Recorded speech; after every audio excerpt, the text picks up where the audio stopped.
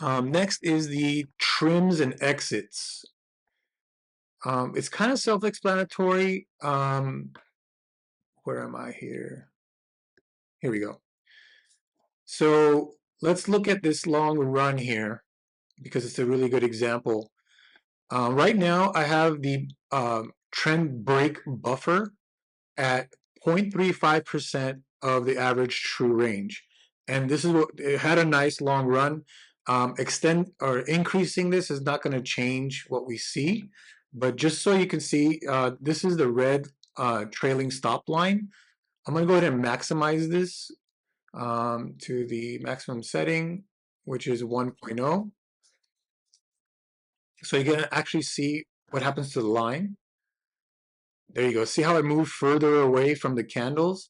So now it gives it this much more tolerance for the price to reverse before you see one of these yellow trend break exits.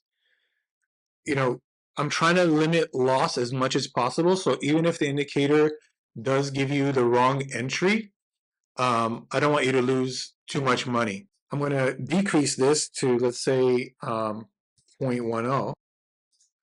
And then you'll see that we're going to lose some of these trims. Oops, sorry. I have to put 0.1.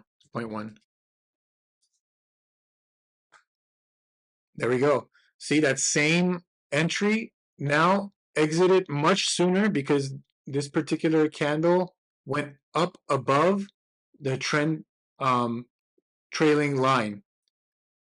And then it gave us another entry a little further down. So you can actually definitely play with this depending on what you trade to make it make more sense. Let's go to, let's say, 2.2. So again, we got two trims and then an exit here. Sometimes, I don't know why the line doesn't go all the way to the trend break. I got to look at the code for that. But this particular candle went past wherever our tolerance was, and that's why it broke. That's why I set the setting to 0.35. It's a decent amount. That way you don't lose too much in a bad trade, and good enough to let it run on a slightly choppy ticker.